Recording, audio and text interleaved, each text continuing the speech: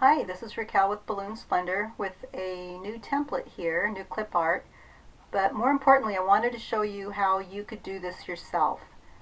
So we're going to reverse engineer it. So first thing I'm going to do is going to go ahead and ungroup it and start to look at some of these pieces. These little starbursts down here represent like a feather boa perhaps around the container to help camouflage the mechanics. And how I did those, I went up here to the shapes and I picked out a shape and I made it pretty small. Went ahead and colored it in and changed the weight of the line to a little bit smaller, but I also made it dashed so it would be just a little bit softer. I don't know if that really mattered or not. And then I just simply copied and pasted a whole bunch of them, size to whatever you want, and I just kind of stuck them around the container there. So that's how I did the feathers. I'm going to go ahead and delete these as I go so I remember where I left off. So another piece in here is this little dish of foil tufts, I guess you could call them, or whatever other kind of frou-frou you want there at the bottom. So let's go ahead and ungroup that. The container is simply a cylinder shape that I drew, and you can make it thick or thin, and you can change the angle, the perceived angle a little bit too by grabbing this little thing here, and obviously I colored it in. Now even though the container is black, I didn't choose a pure black because it's just a little too dark. I always choose shades of gray just to make it a little more visible. Okay, so that's how I did that one. So I'm going to go ahead and leave that there for now. These little tufts, I used this tool right here. I use this one often. And I just simply just kind of did a weird little, actually it wasn't quite that ugly. Let me start over again. I'm going to ungroup this so you can actually see. I just grab one. There we go. That's what I did. So let's see if I can recreate it again. So I came up and down and up and down a little bit tighter. There we go. And it doesn't have to be super pretty. And again, I changed the weight of the line down a little bit. Changed the color to something I wanted. And then I copied and I pasted it. And I rotated it. I flipped it horizontally and lined it back up again using my arrow keys to get a little more finer tune on that. And when it was where I liked it, I simply grouped it and came up here and did a lock aspect ratio. Now I've got something I can use, and I can scale it up or down depending on how big or small I want my tufts. And then I can copy and paste it a couple times, and I can go ahead and do them in different colors. Let's say I wanted to do them all in pinks and purples, I can do that. Or if I wanted to do one in gold or green or whatever colors I want. So that's how I did that. And then I put them in the container, just like that. And I'm going to go ahead and copy all of them. And I'm going to put some of them back in different places. Let's put a gold one right there. I'm going to go ahead and take this purple one and I'm going to rotate it out a little bit to give it a little bit of a flare. I'll probably flare this one out a bit too. We'll put that in there, and we'll put a purple one in there. And you can play around with it. You can send them backwards or forwards depending on where you want it.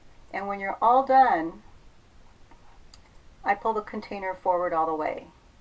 Okay, now with the container, ideally it would be nice to show the tufts inside there. There is a way to do it, but it's frankly, it's a lot more complicated than I would care to do. You would be, well, I'll show you how to do it. Okay, so you've got this shape, you've got basically two shapes here. And I wonder if I can break this one apart. No, you're going to just have to draw it out yourself. So we could go ahead and draw the square, and then we can go ahead and draw an oval. Is that going to work? I don't know. I'm making this up as I go. And yeah, actually I think I can make that work. If I undo the color, whoops, no color, and grab these puppies and drag them down into here, and send this back.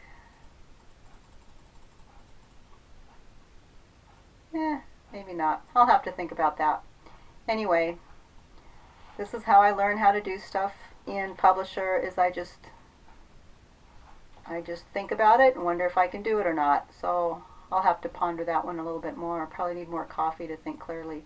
So anyway, I'm going to go ahead and grab these, put them back in my little container, and I'm going to go ahead and shorten it up a little bit more, and I can even get rid of the angle. I got it too small to get rid of the perceived. There, I can have it look a little more straight on.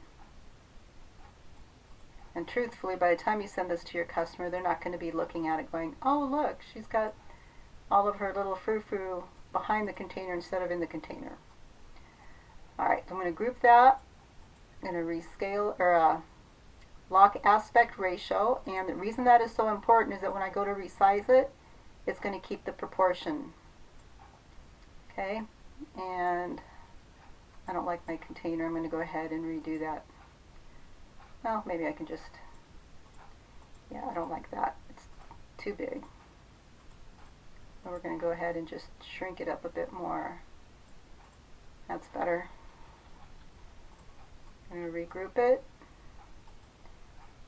and lock it and slide her into place. And that's where it's going to go. So if you don't like where it's layering up, you can control, where it sits. I've got it all the way back behind the table. You can pull it forward bit by bit, so you can control the layers. That's how you do the layering thing in Publisher. Not as elegant as Photoshop or some of the other softwares, but you can control it a bit. Okay, what are some of the other elements I have here? I've got, I've got some ribbons in here, and let's take a look at this part.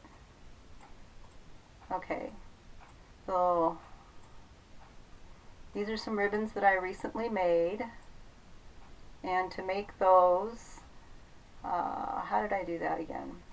I think I used my little freeform tool here, and I just made my little dovetail, and kind of came up, trying to keep the distance about the same all the way back up again. And there it is. And with that, then you can control the width, you can control a number of different things, and if you actually want to edit the shape, you can go in and edit the individual points if you want to.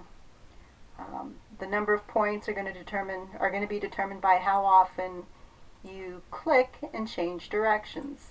So for example, if you wanted to be able to do lots of edit points, you can sit there and click lots of times. And then when you go to edit your shape, you've got a lot more places where you can grab it and change it, manipulate the shape. Okay, so that's how you do that. Go the other way. So I made my ribbons. That's a little bit too much there. So I went ahead and made my ribbons, and I also made some beads here too. And the way I made my beads, again, I used my favorite little tool here, and I just kind of made a loop of what might be beads. I selected my line color, which was green, and I went down here and I just made them into dashes. So those would be little tiny beads, a little bit bigger beads, longer beads, whatever you want to do. And you can make these big or small, do whatever you want. Happy little beads. Just like that. Okay? So that was the beads. Alright, so for the mask, I am one that tries to be very careful about not infringing on anyone else's copyrights, uh, but I'm just not that good at freehanding things. So what I'll typically do is I will go in here and look up a clip art mask, and I think I actually did Mardi Gras mask. Mardi Gras mask. And I pick one that looks like it's going to be pretty easy to copy. And well, we'll go ahead and load that one in. And I'm going to go ahead and make it bigger so I can see what I'm doing. And I'm going to go back to my favorite little tool here. And instead of trying to copy it exactly, I'm going to go ahead and change it up a little bit. Like, let's say I want to exaggerate the swoop and do something a little bit different. And I'm going to do just half the mask. Okay? So let's not get too weird here, Raquel. So let's say that's half the mask there. I'm going to go ahead and do no fill on there, and I'm going to copy and I'm going to paste it. I'm going to flip it vertically. Let's get rid of that for now. Okay, there we go. And that angle is probably a bit too much, so let's go ahead and let's take about 20 degrees off of there. Let's go ahead and do that one at 20. Oops, not 30, 20. Click outside. And now I can go ahead and start positioning it the way I want. Okay? I can drag this back up here if I need reference. I can go ahead and cut out some eye holes. Where's my tool? There it is. Okay. So I think the important thing here is to, whoops, going the wrong way, is to make sure that you're changing it up enough that it's not going to be an infringement upon someone else's design. Kind of like, not rotated funny, kind of like how we will look at each other's artwork and oops, change up the design a little bit. Okay, that's not perfect, but you get the idea. You can sit there and find an easier mask to copy if you want. Change it up. I can, let's see, where am I? I can do that, and I can change the angle a little bit more if I want. Bring it down. Yeah, so you can do whatever you want, obviously. That's really getting cattywampus there. There we go, it's a little bit better there. And you can add other shapes if you wanted to. Let's see, we've got a little bit of a triangle thing going there, so let's go ahead and do a triangle. You can rotate it. Get rid of the color. You can even get rid of the line if you want. We don't want to do that. We can pull, yeah, so if we actually fill it in, everything in white, fill it in white, and send that back, so now we can start getting some different things going there, and I don't know, you can play with it. I don't know how long it took me to make the mask. It took me a little while looking around to something I wanted to play with. And if you just totally want to freehand it, if you're really good at that, then you can just grab the tool. Oh, I'm horrible at freehanding stuff. I really have to have a template to look at. Well, now we're getting a little bit of a 3D thing going out if you wanted to do that really elongated nose thingy that some of those masks have. There it is, look at that. Huh. Okay, so anyway, that's how you can do it. Pull up clip art and make sure you change it up at least 10 or 20% or something like that. use it for inspiration, but make it your own. Okay, so that's the masks. Feathers, same thing. I did an insert online picture and I looked for feather clip art. And I found a feather. That was not really good resolution. But again, I just went along and made it different. This one's got 3 little thingies, so I'm going to go ahead and put in a 4th one and make my feather. This is the technique I used to make some fern for the organic arch I had, 1, 2, 3, 4, on another set of clip art. So there it is. Let's go ahead and get rid of that. And I can go ahead and, ooh, gold. Let's change the color. I can flatten it out a little bit. I can make it wider, longer, however I want to manipulate it. Okay? So that's how I made those. And then I just colored them differently. Alright, so what do we got here? We've done the mask, we've done the feathers. Underneath all of this is the centerpiece, the little spiral centerpiece. Oh, so, okay, obviously you know how to make topiaries. Those are pretty basic. On here I've got 2 things on the frame itself. The original coil that we make out of tube or rod or whatever, and then I added, I actually copied and pasted. I'm going to put it against the background here, and let's pull that forward. Okay, I actually copied and pasted exactly the frame, and I went in and I changed the color and I made it dashed. And the reason I did that is to represent wrapping the frame in lights. And when you overlay it, you can either overlay it exactly, let's pull it forward here, or you can have it slightly above it, or however you want to represent your lights.